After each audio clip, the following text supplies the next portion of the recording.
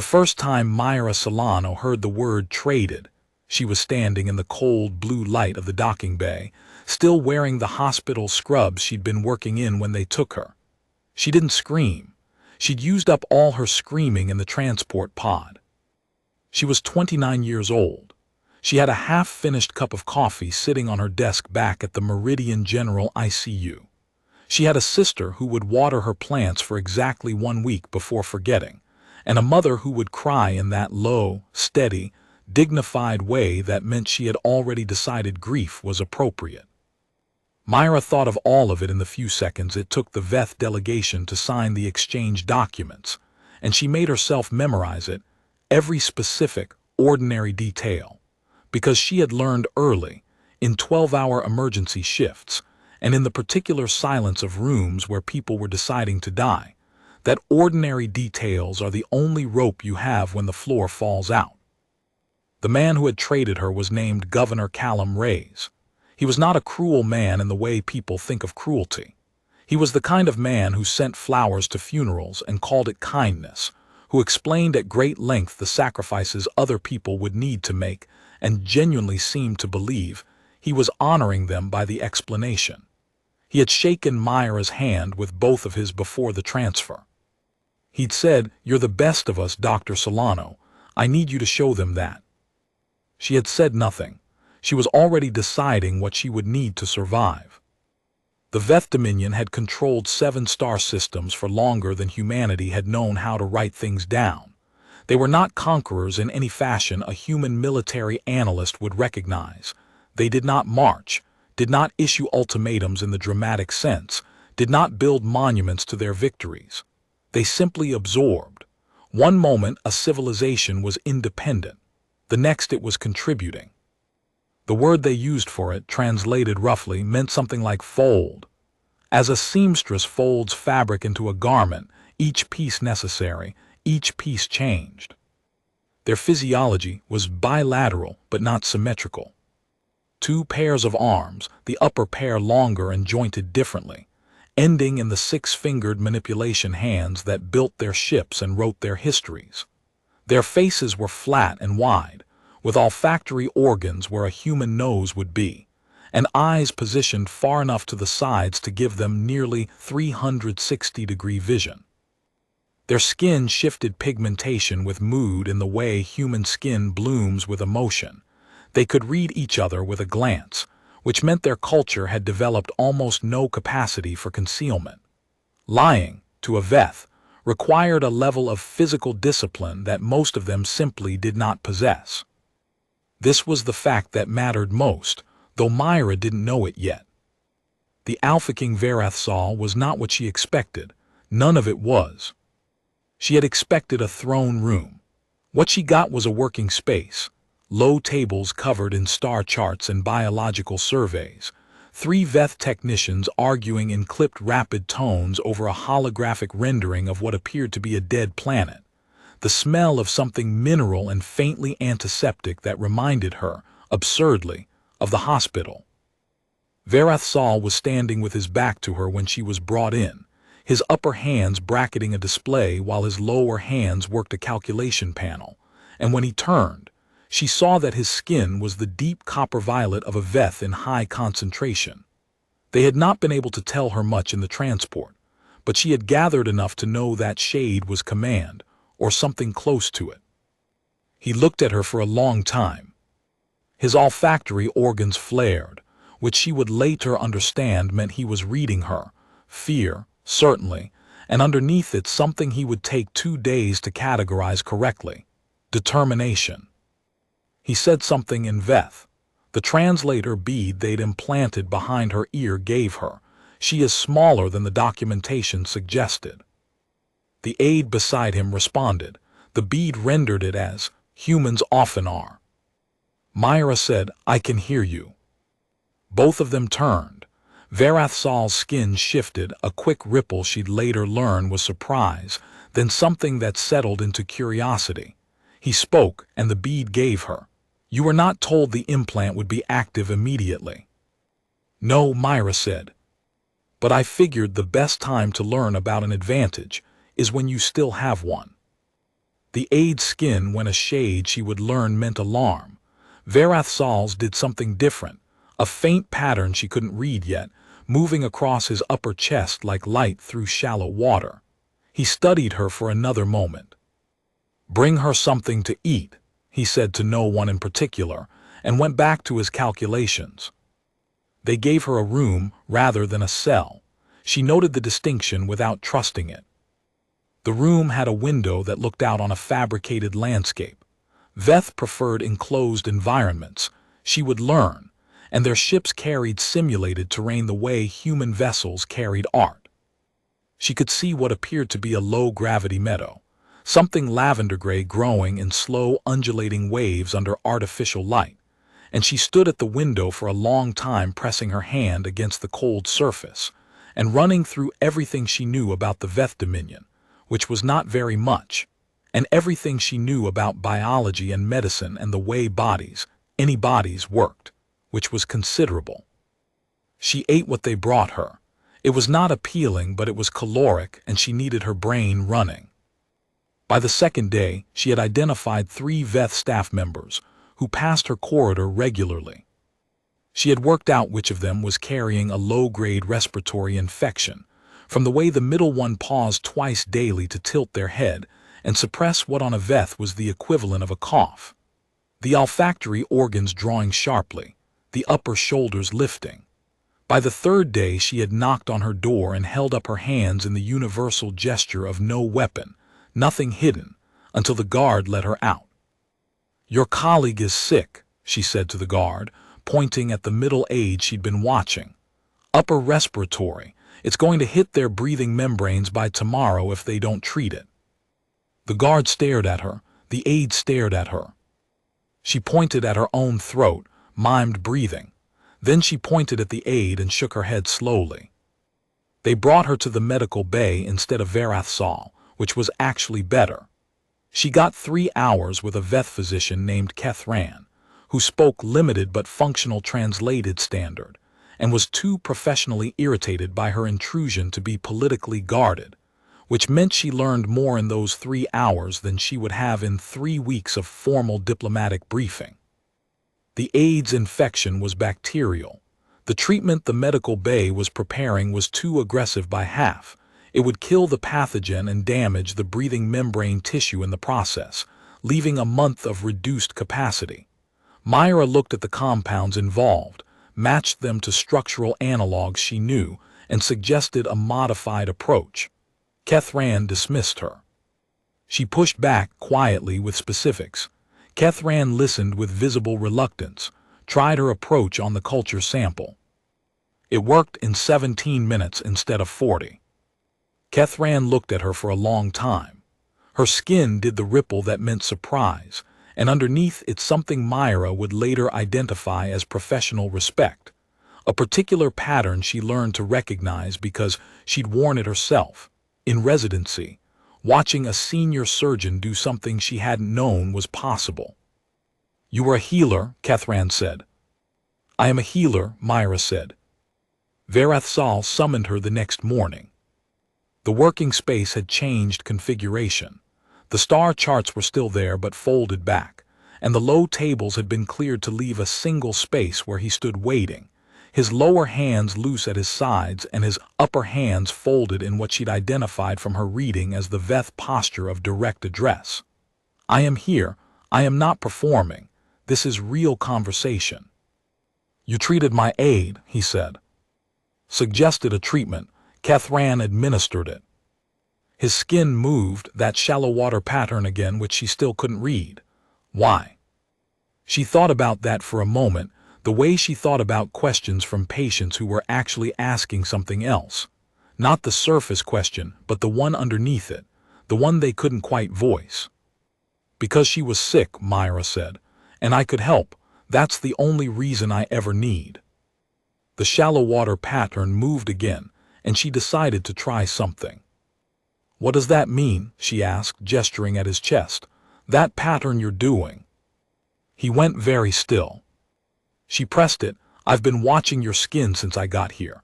I can read maybe 15% of what it's saying. That particular one you're doing now, You've done it 4 times in my presence, and each time it was in response to something I said that seemed to land differently than you expected. So I'm guessing it means something like recalibrating. Or maybe I was wrong about this. Am I close?" The stillness lasted long enough that she wondered if she'd miscalculated. Then Verathsal's skin did something she hadn't seen before. A broad, rolling shift that started at his shoulders and moved outward, complex and layered, nothing she could parse yet. "Close," he said. "The precise meaning is closer to. I made an error in my base assumptions, and now I must rebuild from a more accurate position." Myra nodded. "That's what I thought." He looked at her the way the senior surgeon had looked at her. Once, at 3 in the morning, when she had made a call in the OR that nobody else in the room had seen coming, and it had been exactly right. "Sit down, Dr. Solano," he said. "I have some questions." What she learned over the next 2 weeks, in sessions that started formal and became something else gradually, the way water will find its way through any material given enough time. The Veth Dominion was dying. Not quickly, not visibly to an outside observer, but Verathsal had seen it in the biological surveys of the absorbed worlds, in the stagnation curves of 17 civilizations that had stopped generating new genetic variants once they entered Veth stability, in the slow flattening of the Dominion's own medical innovation over the last 300 years. They had mastered maintenance. They had lost adaptation. "You fold everything in," Myra said on the 6th day when she understood enough to say it, "and then you stop changing. Because change comes from friction, and you've eliminated friction." His skin moved. She was up to 30% now, maybe 35. This one was conceding something painful. "The Pack Warrior Governor cited," he said, and she noticed he never called it the thing he'd used it as, never named the trade directly. It was real. 17 border systems, 3 Veth factions, a conflict that would have cost 4 million lives across all parties. I chose to absorb the human settlement rather than allow the conflict to escalate. It was the calculation with the smallest casualty total. "And you wanted a human biologist." "I wanted someone who thinks differently than we do. Your species has been sapient for approximately 200,000 of your years. You have been spacefaring for less than 300.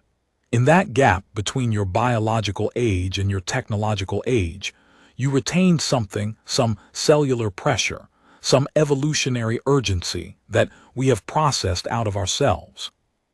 "You wanted our chaos," Myra said. "I wanted your adaptability," he said carefully. She looked at him for a long time. His skin was doing the recalibrating pattern, the one she'd named in her head as asterisk recalibrating, though she knew now that wasn't quite right, that it meant something more like I was expecting one thing and finding another asterisk. She recognized that feeling. She'd felt it the first time she'd walked onto a trauma floor and realized that medicine was not about certainty. It was about being comfortable with uncertainty and moving anyway. "Governor Reyes thought he was buying peace," she said. "He traded me to keep the war from starting." "Yes. And you let him believe that's what it was." A pause. His skin shifted in a new pattern she hadn't catalogued yet, darker at the edges. Something she would later understand was closest, in Veth terms, to honesty that cost something. "Yes," he said again. She nodded slowly. She had known, somewhere below conscious thought, since the docking bay. She had just needed to hear it said plainly. "All right," she said. "Then let's talk about what you actually need, and what that's actually worth, and what I want in exchange." He went still again. Around him, the 3 technicians who were always in the background of these sessions did the same, a ripple of stillness moving through the room like a current. "You are negotiating," Verathsal said, and she could not quite read his skin, but something in his voice, even filtered through the bead's translation, sounded like a man who had just watched something he expected to be impossible happen with complete calm efficiency in front of him. "I negotiate with patients every day," Myra said. Well, I did. I told them what the disease was, I told them what the treatment was, I told them what the cost was, and then we figured out together what was acceptable and what wasn't. I never lost a patient because I didn't respect their right to make an informed decision. She met his eyes, the wide lateral ones that caught light like polished stone. You want human adaptability. You want what our chaos produces. You can't take that from me, it doesn't work like that.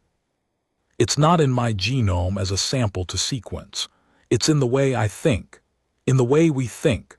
So if you want what we have, you're going to have to treat it as a collaboration and not a transaction. The silence in the room was complete. Then Verathsal said at some length something the bead translated as, "What do you want?" Not a question, a door opened. She had made a list. She had made it in her head on the first night, lying on the Veth sleeping platform that was slightly wrong for human anatomy in about 12 specific ways, staring at the fabricated meadow through the window and thinking about her sister, her mother, her half-finished coffee, the aide with the respiratory infection, the 300-year stagnation curve she hadn't read yet but would, and the expression on Callum Ray's face when he'd said, "You're the best of us." "My people," she said. The settlement Rays traded away to avoid the war. Full autonomous status within your framework, not absorbed but allied. A human medical liaison program funded by the Dominion that works both directions. Your physicians learn from ours, ours from yours. Access to every biological survey you've conducted on every absorbed world, because I think there's something in there that you've been looking at wrong for a long time. She paused. And I want to go home. Eventually. Not now, but eventually on my terms when the work is done, if I decide it's done. She watched his skin. She watched the technicians. She watched the door at the edge of the room where 2 guards stood and could not quite keep their own skin neutral. Verathsal said, "You know you have no leverage." "I know you think that," she said. "But you came looking for something specific, and you found more of it than you knew how to ask for. And a Veth in that position does the pattern you're doing right now, which I've learned means recalibrating from a more accurate position. So we both know where this conversation is going." He looked at her for a long moment. She looked back. She had held eye contact with people who were dying, people who were afraid, people who were in more pain than they could fully express. She could hold it as long as she needed to. "You are," he said finally, "decisively unsuitable for what I thought I was acquiring." She almost smiled. "I know. It took 4 months to draft the framework. Not because the principles were complicated, they weren't, but because the translation of principles into Veth legal structure required precision, and precision required trust, and trust required time. Myra spent those months moving through the ship with increasing freedom, spending her mornings in the medical bay with Kethran, her afternoons in the archives pulling biological surveys, her evenings in the working room with Verathsal going over what she'd found. What she found was not small. 17 absorbed civilizations, 17 biological surveys, each conducted at the point of absorption and then again at intervals of 50, 100, 200 years. And in every single one the same pattern, genetic diversity narrowing, not from extinction events, not from population bottlenecks, but from the simple metabolic pressure of stability. When you solved survival, when you removed threat and scarcity, and the particular biological stress of not knowing if tomorrow was coming, when you folded everything smooth, you also removed the pressure that kept pushing life into new shapes. "You've been seeing this," she said, on the night she put the last survey down. "You've known this was happening. For 200 years the surveys have shown it. His skin did the costly honesty pattern. For 200 years, the Dominion's biologists have theorized that it would self-correct." "It won't," she said. "Stability doesn't self-correct toward variance. You need the friction." She thought for a moment. "In emergency medicine, we have a protocol for patients who have been in controlled environments too long, extended ICU stays, prolonged sedation. When you bring them back, you don't just withdraw the supports all at once. The system has forgotten how to run itself. You have to reintroduce stress carefully, incrementally, in a controlled way. You are suggesting we introduce controlled instability. I'm suggesting you let us be an irritant, she said. And she said it without apology because she had learned, in 12 years of medicine, that the truth delivered clearly is kinder than the truth softened until it's unrecognizable. Humans in alliance, not absorbed, not folded smooth, we stay abrasive. We stay ourselves. Your people interact with ours and some of that friction transfers. Not the violence of it, not the scarcity, but the creative pressure, the way we keep inventing because we're still not sure we'll be here in 100 years, and it makes us move. Kethran had come in at some point during this, and was standing at the edge of the room. Her skin was doing something Myra had learned to associate with a physician encountering a diagnosis they had missed, the particular complex of recognition and chagrin, and the forward tilt of someone ready to course correct. It would work, Kethran said. In theory, we don't know if it would work at scale. Neither do I, Myra said. But I know what happens if you don't try it. The framework was signed in the 5th month. Not with ceremony. The Veth did not do ceremony the way humans did not have the instinct for the formal moment that marked a before and after. What they had instead was a process of acknowledgement. Each party named what they had brought, named what they were receiving, named what they understood to be true about the arrangement. It was, Myra thought, more honest than any signing ceremony she'd ever seen footage of. She named her skills, her knowledge, her willingness to remain. Verathsal named the settlement's autonomy, the funding for the medical program, the archive access, the terms of her eventual return. Then he named one thing that was not in the framework document. I named the error in my initial assessment, he said, in the measured cadence of acknowledgement. I believed I was acquiring a biological sample. I acquired a colleague.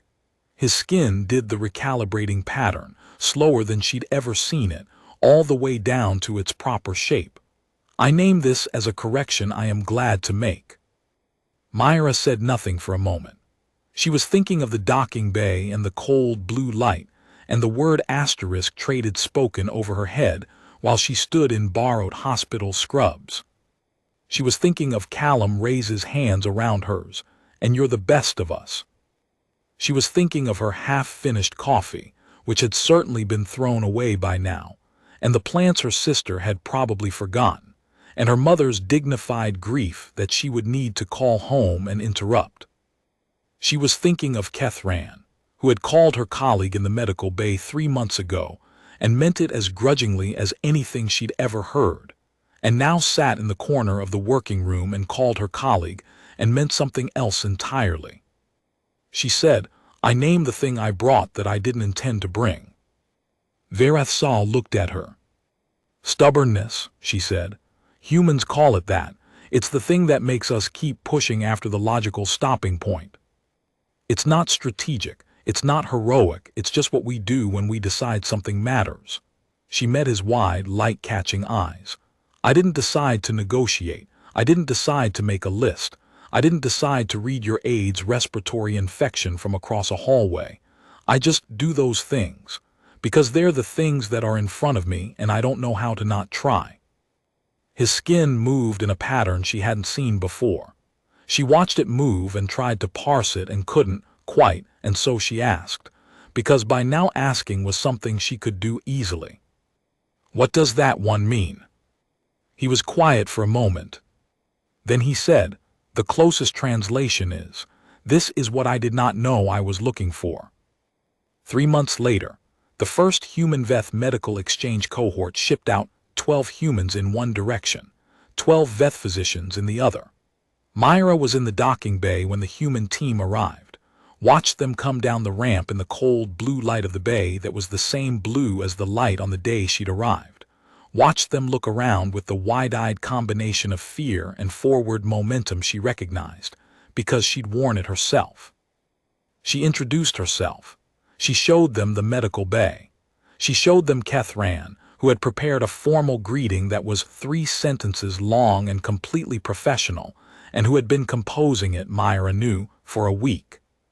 One of the human physicians, a young man named Tobias, fresh out of residency, who reminded her of herself in ways she found equal parts touching and alarming, looked at the Veth ship, the fabricated meadow visible through a viewport, the star charts covering 3 walls of the working room, and said quietly to no one in particular, "We're really here."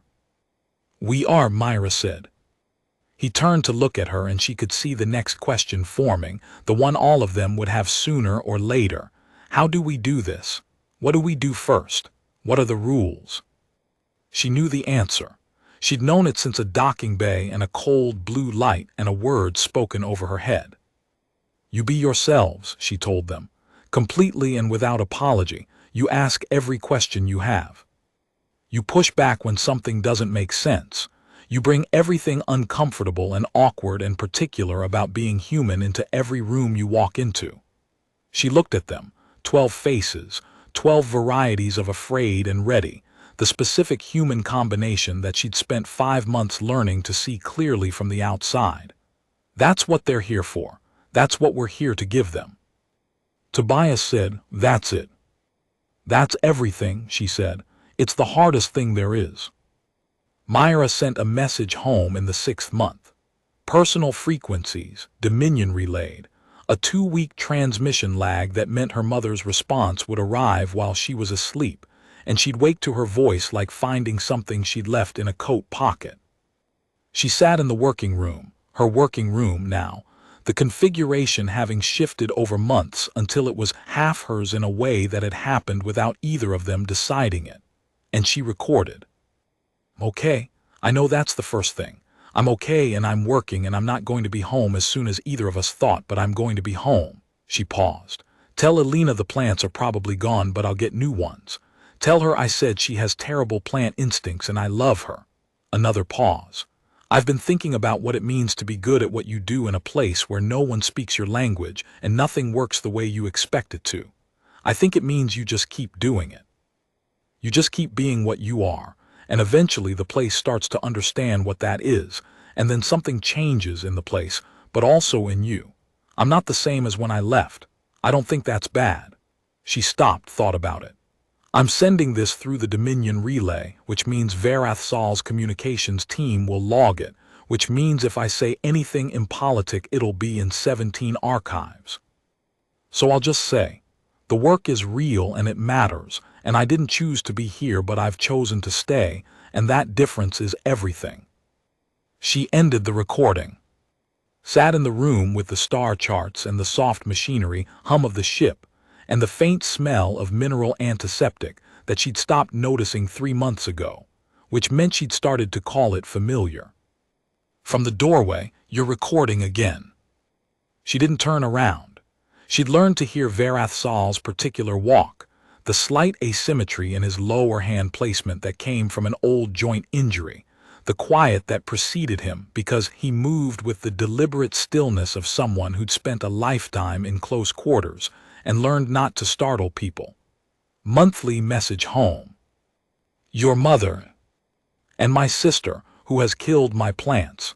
She did turn then, because not turning had started to feel like a performance she didn't need. "The exchange cohort is settling in well. Tobias is going to be a problem." The young physician. "He asked Kethran 17 questions in one session yesterday. She's not sure how to handle it." "How did you handle her when she had 17 questions?" Myra smiled, which was a thing she'd started doing again sometime in the 3rd month, the way sensation returns to a limb that's been too cold, a little startling at first, then simply what it was. "I answered 14 and told her 3 were better than what I could give her and she should look further." She watched him move to his side of the working room, the upper hands already reaching for a survey. "Kethran is learning to do the same thing. She hates it." "She learns from what she hates," Verathsal said without looking up. "It is her primary method." "I know." Myra looked back at the recording console. "I told my mother the work is real and it matters." "Is it true?" "Yes," she said, "both parts." He was quiet for a while. The ship hummed. Through the viewport, the fabricated meadow moved in a generated wind, slow and lavender gray, the same as the day she'd first seen it. Then he said, "I have been in communication with the Settlement Council. Governor Reyes has submitted a formal inquiry regarding your status." She waited. "I have responded that your status is defined by the Framework Agreement, Allied Liaison, Voluntary Continuation, returnable at the conclusion of the exchange program's foundational phase." He paused. "I have also responded that any future settlement matters should be directed to the Council rather than to me, since the settlement holds autonomous status, and I have no authority over its internal governance decisions." "That must have been satisfying to write," she said.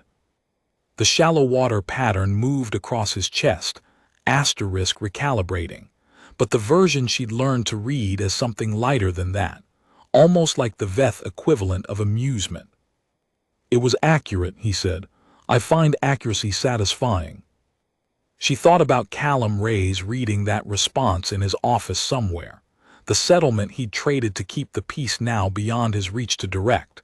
The woman he'd said was the best of them answering, through the Dominion relay, to no one but herself.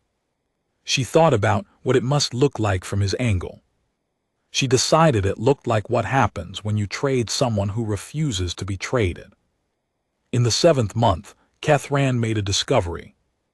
It was small, technically, a cross-referenced anomaly between a human inflammatory response pathway and the equivalent Veth mechanism that suggested a shared evolutionary pressure 300 million years back, in the era before either species had developed complex nervous systems, when both were responding to the same class of environmental stressors in adjacent star systems. The universe was full of convergent solutions. This one had remained buried in 17 sets of biological surveys, because no one had thought to look for it, because looking for it required holding two completely different biological frameworks in mind simultaneously, and seeing not where they differed but where they rhymed. Kethran had been working with the human cohort for 6 weeks when she found it. She came to Myra first, not to Verath Sol, not to the ship's chief biologist. To Myra, at 6 in the morning ship time, with a data tablet and the expression Myra had learned to read as asterisk something I wasn't expecting has happened, and I need to understand it before I know how to feel about it. Myra looked at the data, looked at Kethran. Made coffee, real coffee, from a supply the exchange cohort had brought, one of the first things Myra had asked them to pack, and sat down at the low table and went through every line of it. "How long would it have taken you to find this without the human cohort?" she asked. Kethran considered it honestly. She had become honest in a way that Myra recognized from watching new residents learn to say, "I don't know." The gradual discovery that not knowing is the beginning of knowing rather than the failure of it. "It requires the simultaneous framework," Kethran said. "Without the exchange, we would not have had the simultaneous framework, potentially never." Myra nodded, set down her coffee. "Write it up, full formal documentation, both our names on it." Both, Myra said. "That's how we do this, that's what this is." Kethran looked at her for a long moment and then, slowly, did a thing Myra had not seen a Veth do before. She inclined her head, the upper body tilting forward, a gesture that had no cognate in Veth communication but which looked, unmistakably, like a bow. "I will," Kethran said. 8 months in, Myra sat with Verath Sol in the working room at an hour that was neither morning nor night by the ship's rotation, both of them reading through the annotated version of the discovery paper, and she said, without looking up from the document, "When I go home, I'm going to miss this room." He was quiet. "I didn't expect that," she said. "I expected to count every day until I left. And instead..." She considered how to say it. She had gotten better at saying things that were true and complicated, which was different from how she'd been 8 months ago. She'd always been honest, but she'd been honest the way a good doctor is honest, which means precise and professional and careful not to let the personal bleed through. Something about 8 months of working with beings who had no physiological capacity for concealment had shifted her. She'd started saying what was actually true and letting it be complicated in front of people. "Instead, I'm keeping a list," she said, "same as the first list. What I want to take with me, what I've learned that I didn't know was learnable, what I want to make sure doesn't get lost in translation when I write the full report." She looked up. "I want to do this right. Not just the medical program, all of it. I want to build something that works after I leave." Verathsal set down his document. He looked at her in the particular way she'd learned to read as his version of full attention, not a dramatic shift, just the settling that happened when he was no longer processing several things at once and was processing only one. "The program is built," he said.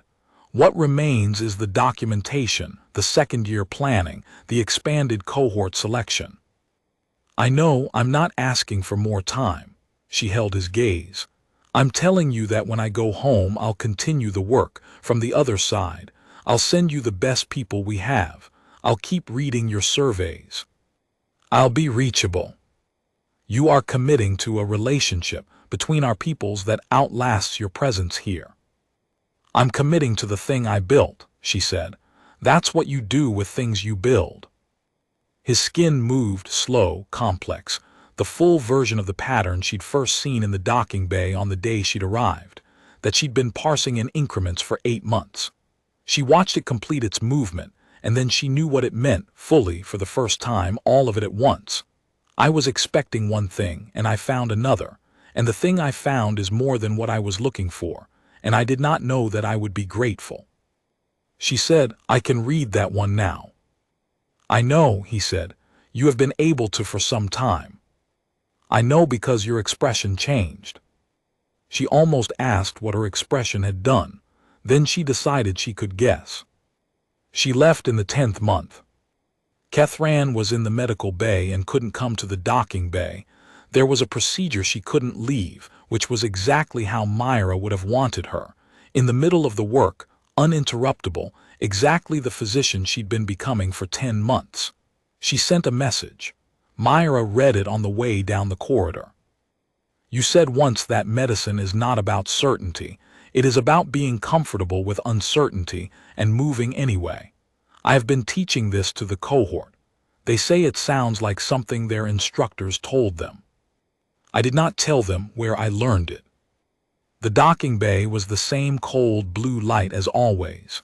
2 of the exchange cohort were coming back with her. The rest were staying for year 2, which they'd chosen, which was the point. Tobias was one of the ones going home. He stood beside her and looked around the bay and said, "I thought I'd be happier to leave." "You will be," she said.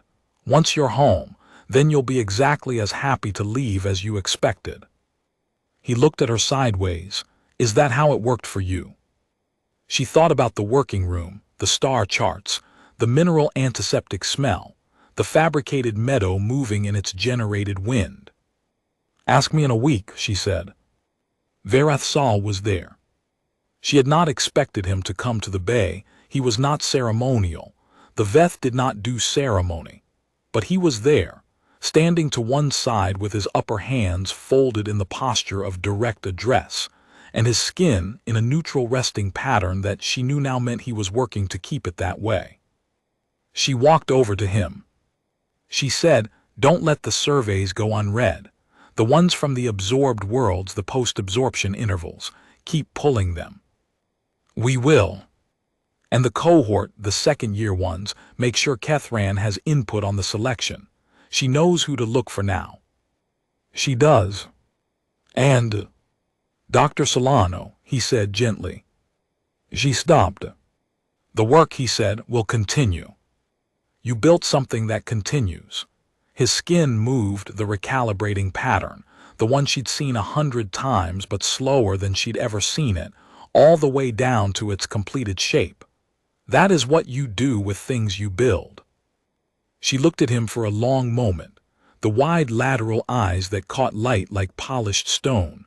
the copper-violet skin doing its quiet work of honesty. "Tell Kethran I'll write," she said.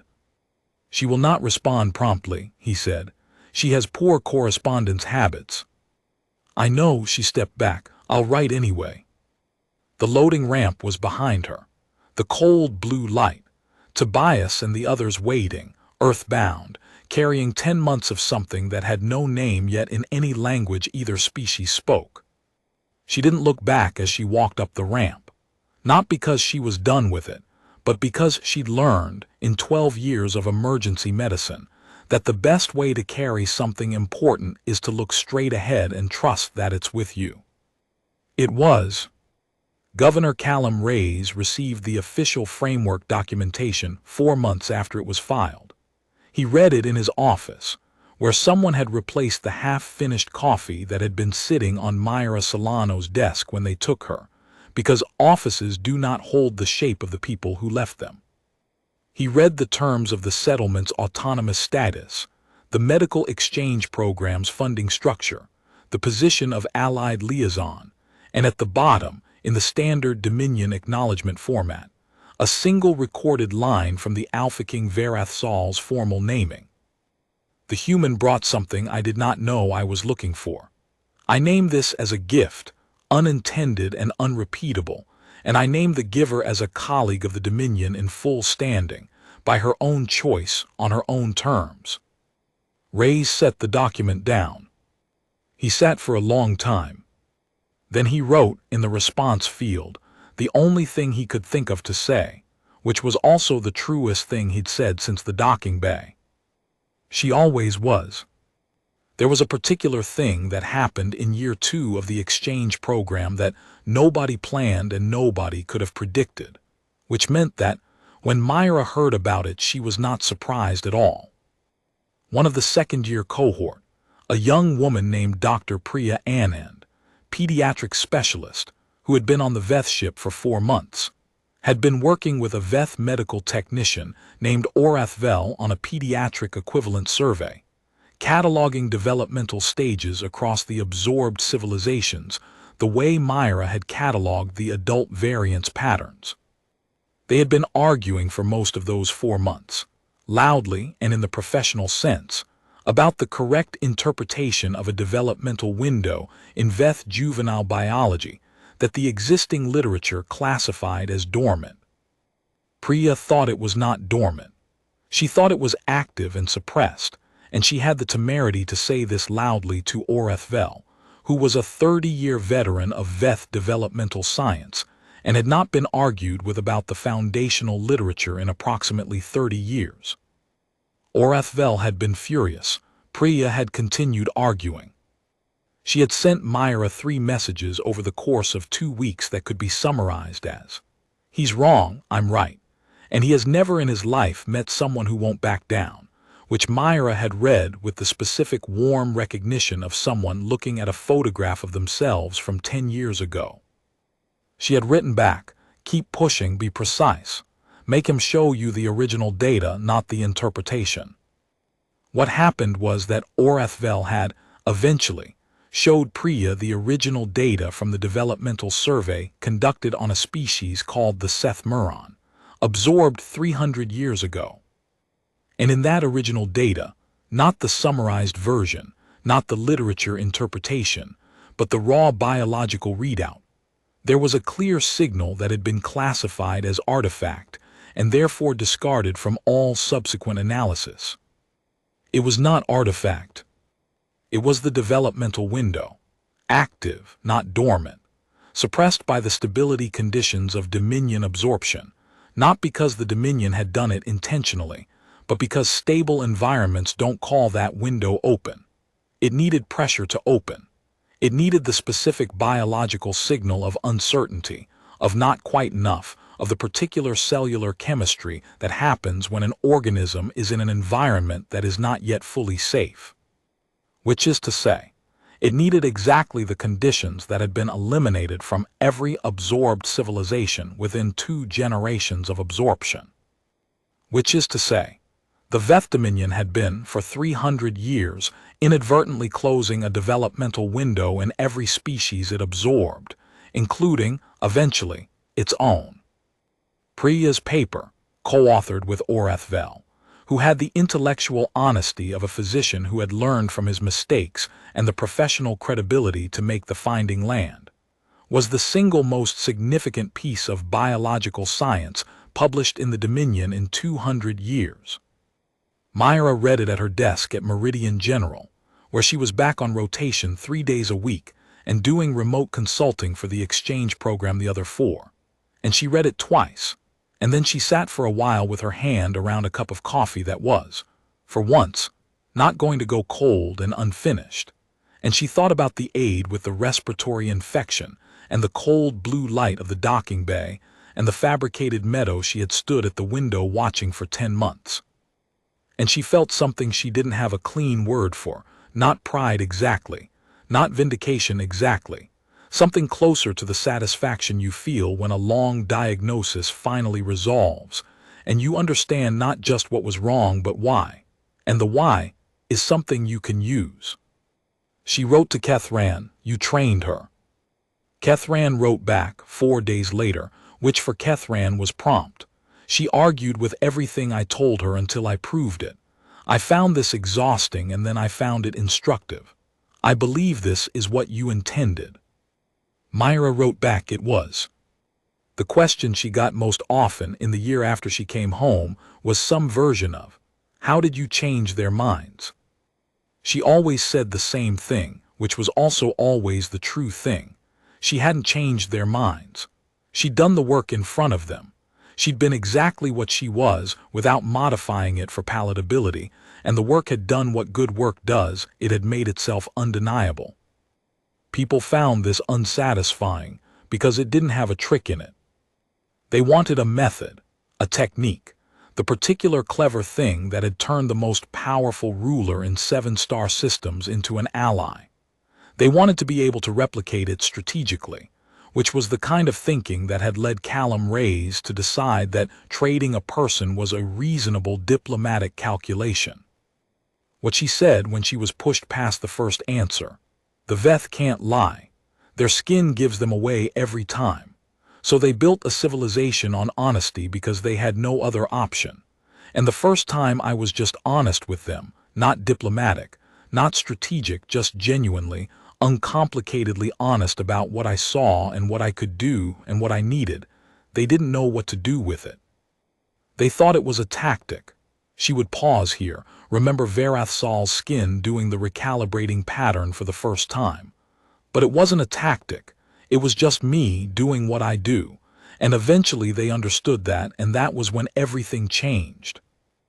It was also, she thought but didn't usually say, the thing that Callum Reyes had understood in the wrong direction when he'd said asterisk, "You're the best of us." He'd meant she was exceptional, elevated, separate from the ordinary human, able to represent them to something vast and alien because she was not quite like them. He'd gotten it exactly backwards. She had worked in the Dominion because she was exactly like them. She was afraid and stubborn and honest, and she kept trying after the logical stopping point, because that is what humans do, ordinary humans, in emergency rooms and research labs and exchange programs, and the slow, difficult work of being in any room where 2 different things are trying to understand each other. She was not the best of them. She was the most available. She happened to be the one standing there. That, she thought, was also a human thing, the way the most important moments fall to whoever is present, and whoever is present simply has to be enough.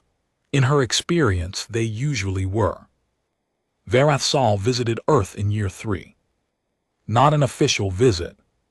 Official visits required diplomatic preparation, 11 months of advance notice, and enough logistical coordination to occupy an entire Veth administrative team. This was not that. This was a transit stopover. The ship was passing through human navigable space, and the stopover was scheduled for 72 hours, and no one had mentioned it to Myra until she received a message through the exchange program relay that said, in full, from a Veth communications tag she recognized, "Your planet is significantly different from the documentation. I thought you should know I am looking at it." She went to the orbital station. She was not supposed to be there.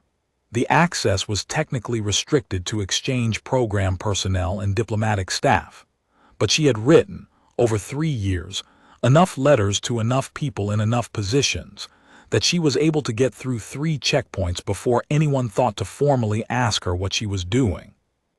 What she was doing was standing at the viewport of the docking observation deck when the Veth vessel moved into approach position, and watching it the way she'd stood at the window of her room on that vessel and watched the fabricated meadow, pressing her hand against the glass. He found her there. She didn't ask how he knew where she was. She suspected Kethran, who had poor correspondence habits but who, it turned out, had very good logistical ones. He stood beside her at the viewport. Below, through the observation glass, the blue curve of Earth filled the frame. She'd seen it in images thousands of times. It was different like this, present, actual, something that could be stood next to. "The documentation does not capture the color," he said. "No," she said. "There are more variations of blue than I expected. There are more variations of everything than documentation captures." She glanced at him. His skin was the deep copper violet of high concentration, but underneath it, patterning slowly, was the shallow water movement she'd first catalogued in a working room months into her stay, recalibrating. "I was expecting one thing and finding another." "What were you expecting?" He was quiet for a moment, which was how she knew he was going to say something true. "Something smaller," he said. She looked back at the planet.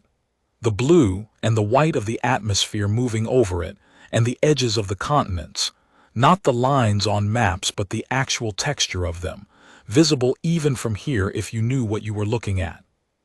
"When I left," she said, "I thought I was going to come back and it was going to be exactly the same, and some of it is. The hospital smells the same. My mother talks the same way, the coffee is the same." She paused, "but I'm not. I kept expecting to fit back into the shape I left and instead I've had to make a new one, which is," she looked for the word, "uncomfortable, but also necessary. I think that's what you were trying to achieve in the exchange program, but it turns out it works both directions." "Yes," he said. "Kethran has sent me 17 papers in the past year." She said she had poor correspondence habits. "With letters," he said, "not with papers. Papers she sends immediately." His skin rippled, the amusement variant, the one she'd learned late in her stay and which she was glad to see again here at this particular window with this particular view.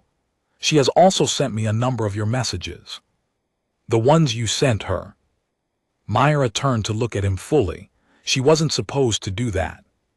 "She said you said the work doesn't belong to one person." His skin completed the ripple. "She was applying your principle." Myra thought about this for a moment and decided she couldn't argue with it. "The planet," she said, turning back. "How long do you have?" 72 hours. "Then you should see it properly." She stepped back from the window. "I know a place.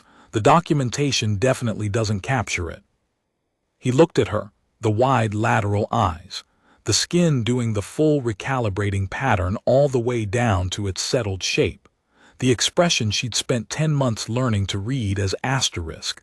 "This is more than I was looking for." "Lead," he said. She did. She took him to the coast. Not a famous coast, not a documented one.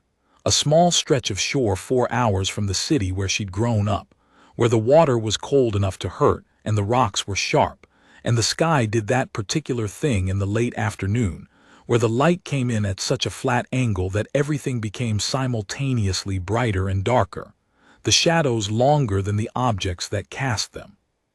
She sat on a rock and he stood at the edge of the water because Veth physiology responded to the ionic content of seawater in a way that required them to keep distance, which she'd read, and which he confirmed without self-consciousness, because 3 years of collaboration had produced, between them, a particular ease that was not friendship in any human definition of the word, but was its own thing with its own shape.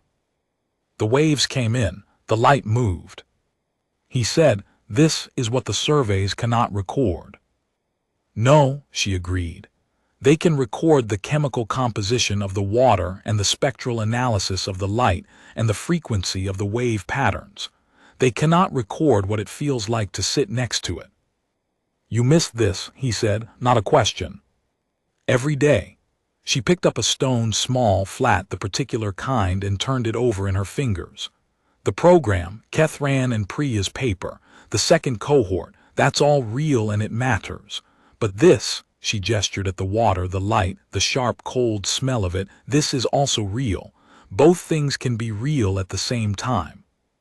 He watched the water for a long moment. His skin did something slow and complex that she watched without trying to parse it all, just letting it be what it was. Then he said, "In the Dominion we have a word. The translation is approximately, the thing you did not know you needed until you already had it." He paused. It is considered a favorable condition. She thought about the fabricated meadow and the mineral antiseptic smell and the cold blue light of 2 docking bays. She thought about her mother's voice arriving while she slept. She thought about Kethran's bow and Tobias standing in the alien bay saying, "We're really here," and Priya arguing with a 30-year veteran, until he showed her the original data, and the original data changed everything. She thought about a half-finished cup of coffee that she had never gone back to. "I have a word for it too," she said. "Humans just call it life." The waves came in. The light moved. Neither of them said anything for a while, which was also something she'd learned to do, to let the silence be what it was, not empty but full, not absence but presence, the particular companionable quiet of 2 people who have done real work together and don't need to narrate it. She threw the stone. It skipped twice and then the water took it. He watched. 2, he said. "I used to be able to do 5, she said. "I'm out of practice." "You could practice now." "I have 72 hours, she said. "I have other things to show you." She stood. The sun was getting lower. The light was doing the flat, late afternoon thing that she'd missed for 10 months, and which looked exactly as she remembered it, which was one of the things that had been the same when she came back, and which she had stopped taking for granted. She looked at him, the Alpha King of the Veth Dominion, 7 star systems, 300 years of biological stagnation that was slowly beginning, carefully and incrementally, and with a great deal of productive friction, to reverse. Standing at the edge of a cold shore with his skin doing the pattern, she'd learned to read as asterisk more than I was looking for. "Come on," she said. He folded his upper hands in the posture of direct address. "I am here. I am not performing. This is real conversation," and followed her up the rocks. The documentation would not have captured any of it. That was, she had come to believe, the whole point. The formal record of the Human-Veth Alliance Accord lists the founding date as the day the framework was signed in the 5th month of Myra Solano's residency aboard the Dominion vessel. It lists Verathsal as the Veth signatory and Myra Solano, by her own designation, as the human signatory, not the governor of the settlement, not a diplomatic representative of any official Earth body, but the woman who had been in the room for every draft of every clause and who had refused, consistently, to let precision be sacrificed for speed. The record does not note that the framework was drafted in a room that smelled of mineral antiseptic, under star charts that were gradually rearranged over 5 months to make space for a human coffee mug on one corner of the table. The record does not note that the first breach of diplomatic protocol was Myra Solano asking the Alpha King of the Veth Dominion what his skin was saying, because she had decided that understanding was more important than propriety. The record does not note that the second breach was Verathsal answering. These are the things that records don't capture, which is why Myra spent the better part of year 4 writing a different kind of document, not a treaty or a paper or an administrative filing, but something she could not decide how to classify, which she sent to her sister and her mother and to Kethran and to Tobias and to Priya, and to a young doctor named Marcus who was about to join the third cohort and who had written to ask her, simply, what he should know before he went. She wrote back, "You are going somewhere that has been stable for so long it has forgotten that stability is not the same as aliveness. You are going to be the most disruptive thing in several rooms, not because you will do anything dramatic, but because you will simply be yourself, uncertain and curious and persistent and occasionally wrong and unwilling to stop until you understand. This will be uncomfortable for them. It will also be necessary. You will feel for the first months like you are speaking a language that no one around you shares. You will be right. Keep speaking it anyway. The translation comes. What you are going there to do is not to be impressive or strategic or representative of the best of humanity. You are going there to be human, completely and without apology, and to let that be enough. In my experience, it is. The stubbornness you feel in your chest right now, the part that wants to push back at this message and say, but what do I actually do specifically in specific situations? That's the part I want you to bring. That's the part that matters. The specific situations will tell you what to do when you're in them. Trust that. Go." She pressed send. Outside her window, the city was doing the thing cities do in the early morning, which is become briefly, unreasonably beautiful, the light wrong-angled and generous, making everything clean. She watched it for a moment, pressing her coffee cup between both hands the way she'd pressed her palm against the viewport of a Veth ship, letting the warmth be what it was. Her calm chimed, "Keth ran. Your correspondence habits have improved significantly. This is noted. I have sent you Orethvel's new paper. You will argue with the methodology of Section 3. I have already argued with it. He is, as you would say, not listening yet. K." Myra smiled at her coffee. She wrote back, "Keep pushing, be precise. Make him show you the original data." Then she got up, put on her coat and went to work.